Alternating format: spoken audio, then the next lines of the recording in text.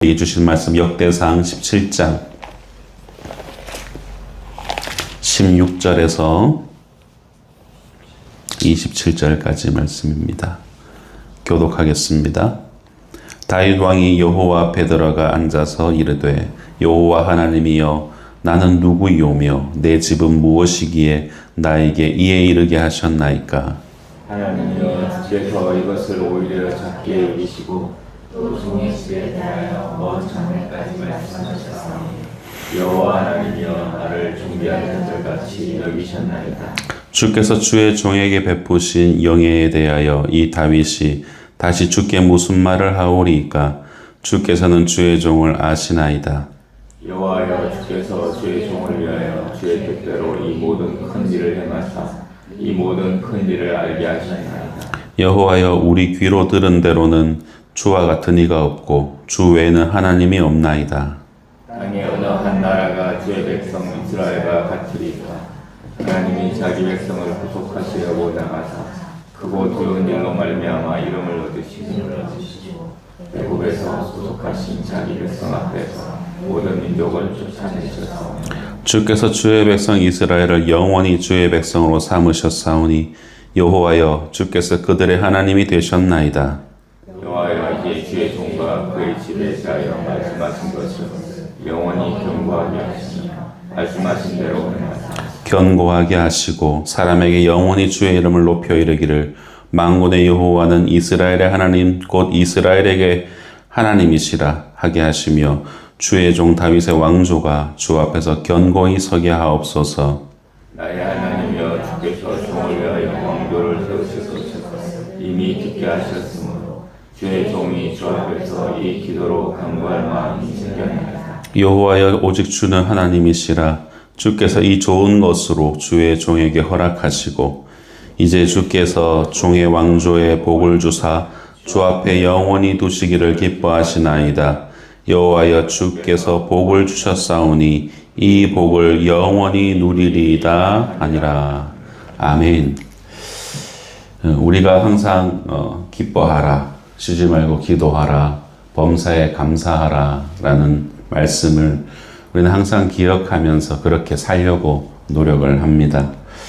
이처럼 기독교인에게 감사라는 것은 너무나도 중요한 이 덕목이죠.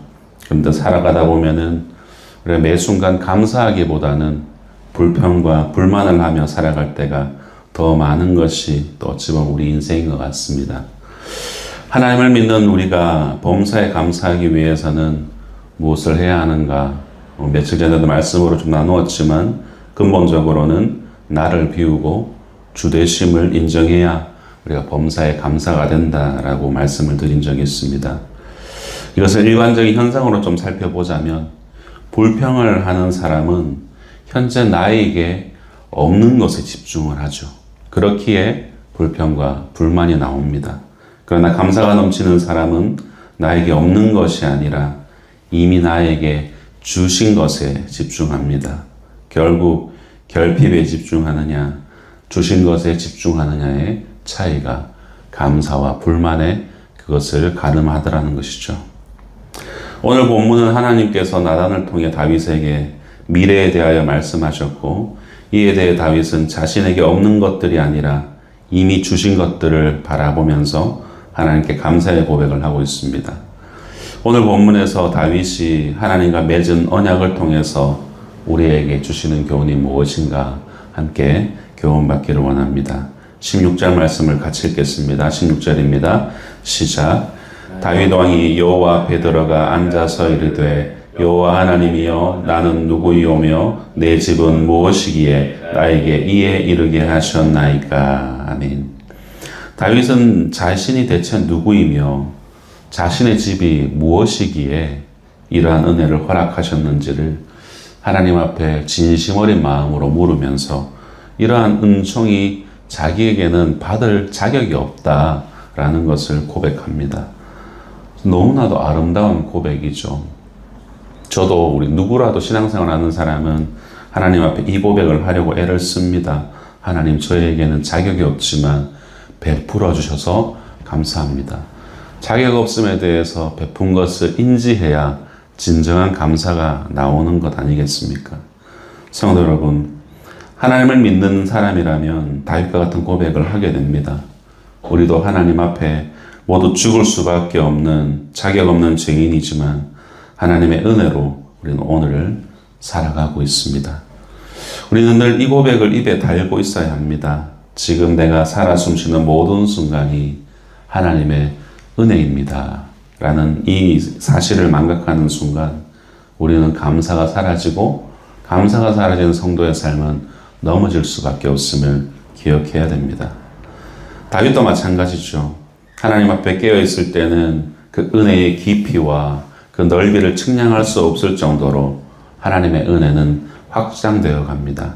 17절을 보시면 하나님이여 주께서 이것을 오히려 작게 여기시고 또 종의 집에 대하여 먼 장래까지 말씀하셨사오니 여호와 하나님이여 나를 존귀한 자들같이 여기셨나이까. 이제까지 베풀어 주신 그 은혜, 그것들은 아무것도 아닙니다. 하나님께서 미래에 먼 장래까지 베풀어 주실 그 약속까지 하나님 이것조차 이제까지 베풀어 준 너무 작은 것들입니다. 그렇게 고백하면서 이 은혜를 더욱 확장시켜 나가죠. 하나님께서 다윗에게 베풀어 주신 은총이 이미 충분하면서도 하지만 다윗은 하나님께서 자신이 하고자 하실 일을 종에게 알려주십니다. 그리고 여기서 말하는 먼 미래의 장래 일들은 앞으로 다윗의 왕조가 영원히 이어질 것이라는 그 약속을 붙들었기에 이제까지 베풀어 주신 것 정말 작은 일입니다. 라고 고백하고 있는 것이죠. 여러분, 이러한 모습은 인격적인 하나님의 성품을 보여줍니다. 여러분, 일반적으로 당시의 신과 사랑을 표현할 때는 일방적으로 신이 사람에게 명령을 하고 사람은 그에 대해서 복종하는 모습이지만 하나님께서는 일방적인 복종을 요구하시는 것이 아니라 다윗에게 이 먼 장래의 일을 설명하시고 더 나아가 자신의 뜻이 무엇인지를 알려주시고 사랑을 베풀어 주시더라는 것이죠. 이러한 은총을 받은 다윗은 사랑을 받을 만한 그런 자격이 없음을 고백하면서도 그 받은 사랑을 자기만 간직하고 있지는 않았습니다. 앞서 보면 16절에서 다윗은 나는 누구이오며 내 집은 무엇이기에 나에게 이르게 하셨나이까? 라고 고백하며 이 자신이 받았던 이 은혜들을 이 긍휼과 용서의 삶을 그는 그대로 살아내기 위해서 발버둥치는 그의 인생이 있음을 우리는 알 수 있습니다. 특별히 그가 사울의 손자 요나단의 아들 무비보셋에게 이와 동일한 은혜를 베풀었던 것을 알 수 있죠. 사울과 요나단이 죽고 다윗이 이스라엘 왕이 되어 승승장구하고 있을 때 다윗은 어느 날 이 사울의 집안에 남아있는 자들을 찾았고 그때 두 다리를 절고 있던 무비보셋을 불러와 만나게 되는 것이죠. 그때 무비보셋은 다윗에게 엎드려 절하면서 이와 같이 말합니다. 사무엘하 9장 6절에서 그가 절하여 이르되 이 종이 무엇이기에 왕께서 죽은 개 같은 나를 돌보시나이까 아니라.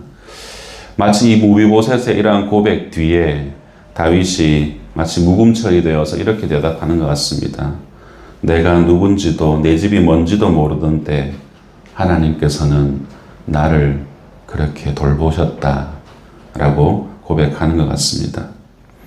다윗은 이제 자신의 왕조가 시작되었기에 사울의 손자였던 무비보셋을 그의 왕권의 안정을 위해서라도 당연히 이 사울의 집안을 그 뿌리를 완전히 멸절하는 것은 모든 시대에 있어서 당연한 일들이었습니다. 이상한 일이 아니죠.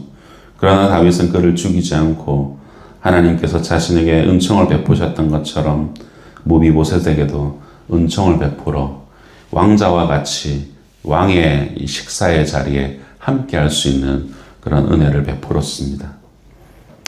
이처럼 다윗은 자신이 하나님께 받았던 은총을 잊지 않고 다른 이들에게도 베풀었던 그런 왕이었죠.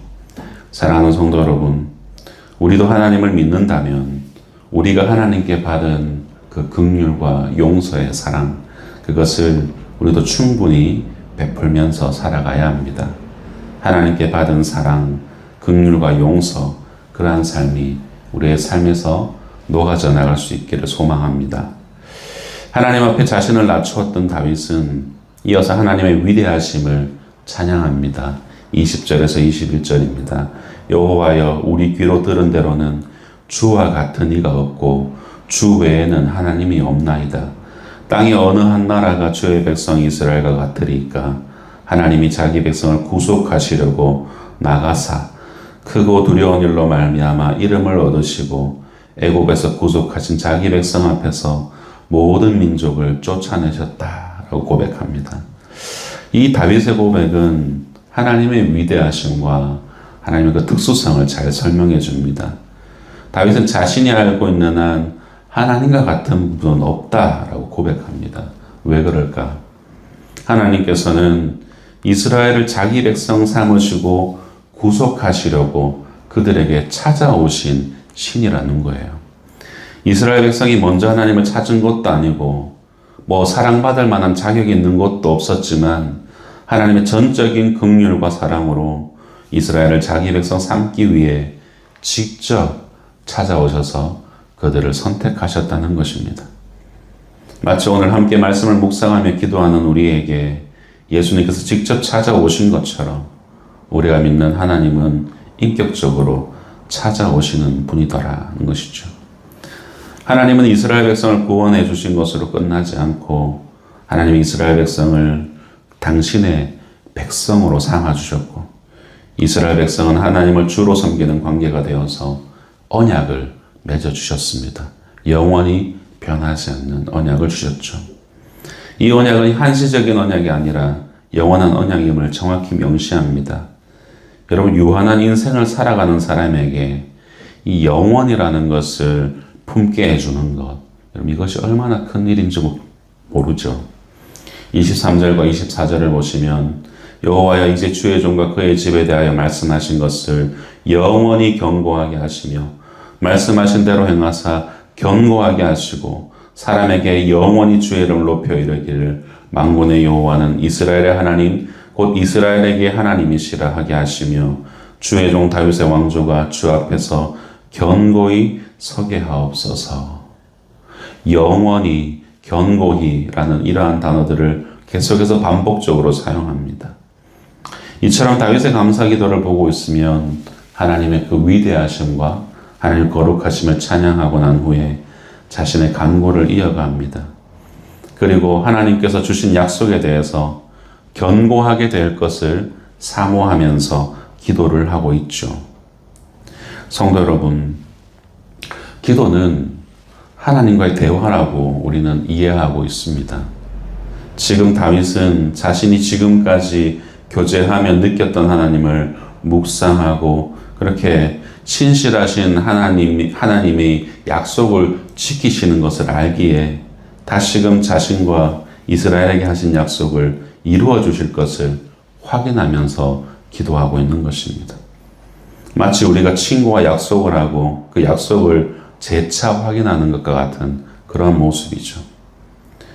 또한 다윗은 이어지는 23절에서 27절까지 영원이라는 단어를 사용하면서 하나님이 하신 약속은 영원하다는 것을 하나님께 재차 확인합니다. 이 모습은 마치 하나님의 복을 받기 전까지 씨름하며 매달리던 야곱을 연상하죠. 복을 주시지 않으면 이것을 놓을 수 없습니다. 끝까지 매달렸던 야곱을 연상합니다. 하나님의 은혜가 자신에 대해서 멈추지 않고 대대로 이어지기를 진심으로 원했던 다윗의 모습을 볼 수 있습니다. 오늘 본문에서 이 다윗의 기도하는 모습이 제 개인적으로는 굉장히 부럽게 다가왔습니다. 하나님께 약속받은 것을 당당하게 요구하면서 하나님과 인격적으로 대화하는 그 모습이 참 부럽다라고 여겨졌습니다. 성도 여러분, 우리의 기도는 어떻습니까? 혹시 나의 필요가 있을 때만 하나님께 기도하고 있지는 않으십니까? 하나님이 이미 주신 것에 대한 감사보다는 나에게 없는 것에 대한 그런 불평으로 나의 기도를 가득 채우고 있지는 않으신지요? 하나님께서는 우리의 생명을 구원해 주셨고 오늘을 살아갈 수 있는 은혜를 이미 넉넉히 허락해 주셨습니다. 그리고 우리는 오늘 하나님과 동행하며 살아가고 있습니다. 우리에게는 이미 감사의 조건이 넘치도록 많지만 여전히 실제적인 결핍과 상대적 부족함 때문에 불안함으로 살아가고 있다면 우리는 다시 한 번 더 나와 하나님과의 관계, 나의 기도를 한번 점검해 보아야 할 것입니다. 왕관의 보석 같은 성도 여러분, 말씀을 맺겠습니다. 오늘 본문은 하나님이 주신 복에 대한 다윗의 감사의 고백으로 마무리가 됩니다. 마지막 26, 27절입니다. 함께 읽겠습니다. 시작. 여호와여 오직 주는 하나님이시라. 주께서 이 좋은 것으로 주의 종에게 허락하시고 이제 주께서 종의 왕조에 복을 주사 주 앞에 영원히 두시기를 기뻐하시나이다. 여호와여 주께서 복을 주셨사오니 이 복을 영원히 누리리이다. 아멘. 다윗은 자신과 그리고 후대에 주실 복에 대한 감사를 표현하며 하나님이 주실 복을 누리겠다라고 선포합니다. 하나님께 복을 강구하는 사람은 많지만 그 복을 누리는 것은 다른 개념입니다. 아무리 하나님이 좋은 것을 우리에게 주시더라도 그것을 감사하며 수납하여 누리는 사람이 있는가 하면 이미 넘치는 복을 주셨음에도 상대적 박탈감 때문에 복을 깨닫지 못하여 누리지 못하는 그런 결핍감으로 살아가는 사람들도 있습니다. 여러분에게 있어서 복은 무엇인가요? 좋은 집과 풍족한 물질을 소유하면 복을 받은 것입니까? 남들보다 건강하고 남들보다 조금 더 높은 자리에 있으면 복을 소유하는 것입니까? 복의 근원이 누구십니까? 여러분, 복의 근원은 오직 하나님 한 분이시고 우리가 복을 받았다는 것은 하나님을 우리 마음에 품고 살아가는 것 그 자체인 것입니다. 우리는 하나님을 받은 것으로 이미 형용할 수 없는 복을 받은 사람입니다. 그리고 우리는 이것에 대해서 감사를 표현하며 살아가야 됩니다. 하나님, 죽을 수밖에 없는 죄인인 저를 선택해 주셔서 영생을 이미 확정하셨으니 얼마나 감사한 일입니까? 라는 고백이 늘 우리의 입에서 터져 나와야 할 것입니다. 결핍에 낭망하지 마시고 복의 근원이신 하나님 때문에 감사가 넘쳐나는 그런 하루하루 되도록 이런 매일의 감사를 표현하셨으면 좋겠습니다. 하나님께나 혹은 사람들에게 감사를 표현하는 것이 하나님이 주신 복을 누리는 삶이 겉으로 드러나는 것입니다. 부디 오늘 하루 하나님이 여러분에게 주신 것들을 묵상하면서 하나님을 향한 그리고 나에게 주신 것들에 대한 감사가 우리 모두의 삶에 흘러넘치기를 주님의 이름으로 축원드립니다. 기도하겠습니다.